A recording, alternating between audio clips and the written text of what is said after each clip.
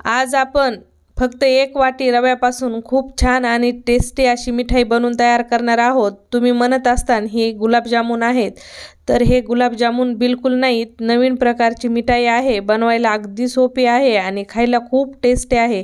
या रक्षाबंधनला तुम्ही ही मिठाई नक्कीच ट्राय करू शकता आणि या मिठाईमध्ये मी मैदा वापरलेला नाही, खवा वापरलेला नाही, डायरेक्ट रव्यापासून बनवलेली आहे। नमस्कार मंडळी, मी वर्षा येवले, माझ्या चॅनलवर तुमचं खूप खूप मनापासून स्वागत करते। चला मग आजची रेसिपी पाहून घेऊया। तुम्ही पाहू शकता इथं मी घेतलेला आहे बारीक रवा, तर 1 वाटी बारीक रवा घ्यायचा आहे। तर रव्याला आपण एका भांड्यामध्ये काढून घेत आहोत। तर आता या रव्यामध्ये आपल्याला 10 वाल्या 2 मिल्क पावडरच्या पुड्या मिक्स करायच्या आहेत, म्हणजे दुधाची पावडर मिक्स करून घ्यायची आहे।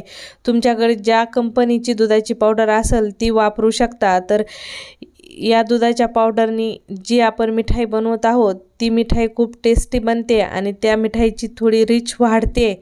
तर 2 पॅकेट घ्यायचे आहेत 10-10 रुपयेवाले आणि रव्यासोबत मिल्क पावडर आपल्याला मिक्स करून घ्यायची आहे। छान हाताने इथं मी मिल्क पावडर मिक्स करून घेतलेली आहे।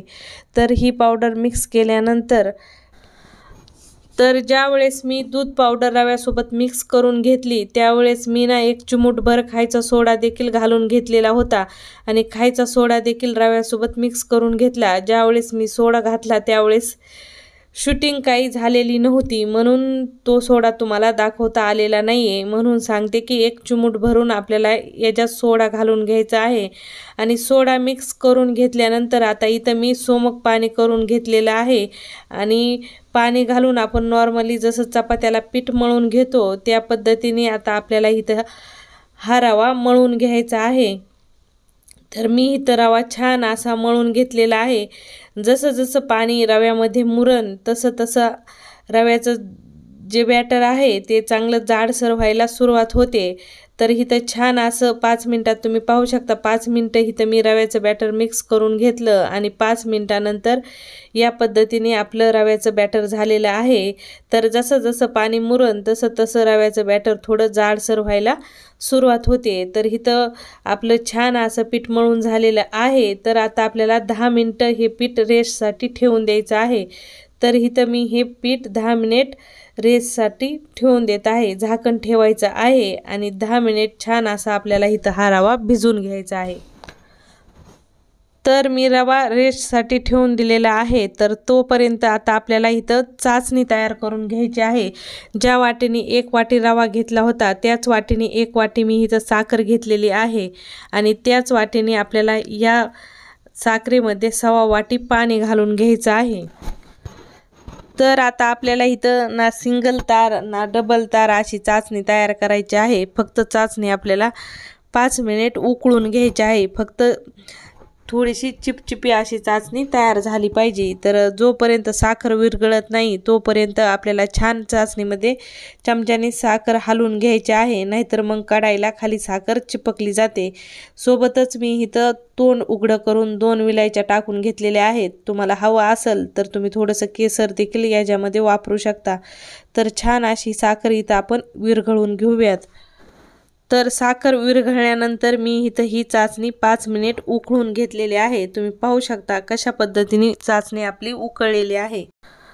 तर मी सिंगल डबल तार अशी काही चाचणी बनवली नाही, फक्त चिकट चाचणी होऊन द्यायची आहे। तर चाचणी उकळल्यानंतर चाचणी आपल्याला साईडला ठेवून घ्यायची आहे।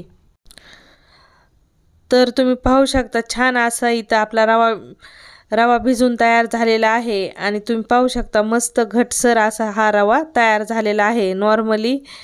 तर तुम्ही पाहू शकता जसं आपण पुऱ्याला पीठ मळून घेतो त्या पद्धतीने इथं हे रव्याचं आपलं पीठ झालेलं आहे। रवा छान एकजीव करून 5 मिनिट छान मळून घ्यायचा आहे। आता रव्यामधला थोडा आपल्याला हिस्सा घ्यायचा आहे, म्हणजे रव्याच्या छोट्या लाट्या करून घ्यायच्या आहेत आणि नॉर्मली जसं आपण गुलाबजामुन करतो त्या पद्धतीने इथं आपल्याला गोल गोल करून घ्यायचे आहेत। ही मिठाई तुम्ही बालुशाहीसारखी देखील बनवू शकता. जशी आपण बालुशाही बनवतो ना त्या पद्धतीने छोटी छोटी तुम्ही इथं ह्याची बालुशाही देखील बनवून घेऊ शकता. म्हणजे बालुशाहीचा देखील मिठाईला आकार देऊन घेऊ शकता. तर तुम्ही पाहू शकता. तर इथं मी गोल केलेले आहेत आणि नॉर्मली जसे गोल गुलाबजामुन करतो त्या पद्धतीने नाही, हलका आपण जसं लाट्या करतो ना की गोल करायचं आणि हलकं दाबून घ्यायचं मध्ये, त्या पद्धतीचे इथं मी हे मिठाया बनवून घेतलेल्या आहेत, तुम्ही पाहू शकता.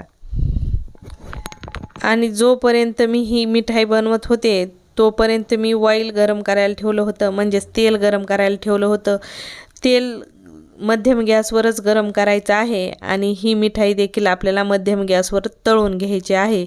छान खरपूस लाल रंग येऊपर्यंत आपल्याला इथे ही मिठाई तळून घ्यायची आहे. उलट पुलट करत आपल्याला ही मिठाई तळायला 5-6 मिनिट लागतात. तर तुम्ही पाहू शकता मस्त असा आपल्या मिठाईला कलर आलेला आहे आणि 5 मिनिटात आपली पहिली बॅच तळून तयार झालेली आहे. आणि बाकीच्या देखील मिठाई आपल्याला याच पद्धतीने इथं तळून घ्यायच्या आहेत. तुम्ही पाहू शकता मस्त असा कलर आलेला आहे.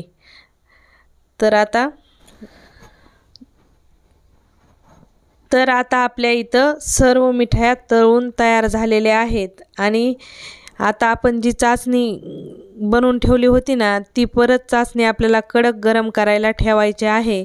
आणि चाचणी कडक परत गरम झाल्यानंतर ही मिठाई चाचणीमध्ये घालून घ्यायची आहे आणि छान मिक्स करून घ्यायचे आहे. आणि गॅस बंद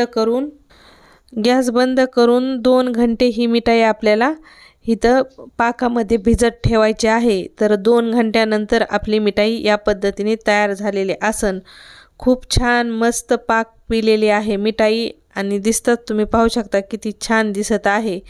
तर ही मिठाई तुम्ही या रक्षाबंधनाला नक्की ट्राय करा. खायला खूप जास्त टेस्टी लागते, खूप ज्यूसी बनते आणि मेहनत तर याच्यासाठी खूप जास्त काहीच नाही. व्हिडिओ आवडला असेल तर लाईक शेअर करायला विसरू नका.